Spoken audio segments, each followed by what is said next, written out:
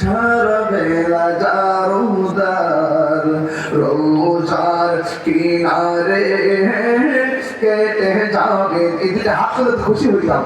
আমি হব মদিনা সারা বেলা জারুদার রোজার কিনারে কেটে যাবে দিনা।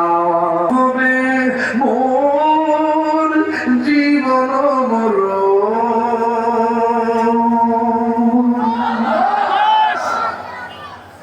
আসসালামু আলাইকুম ওয়া রাহমাতুল্লাহি ওয়া বারাকাতুহু।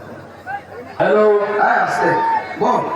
আমরা বসি ধৈর্য সহকারে আমরা আরো কয়েকদিনের সময় নিচ্ছি হুজুরের কাছ থেকে যে আমাদের এই গুরুজন উত্তরগ্রাম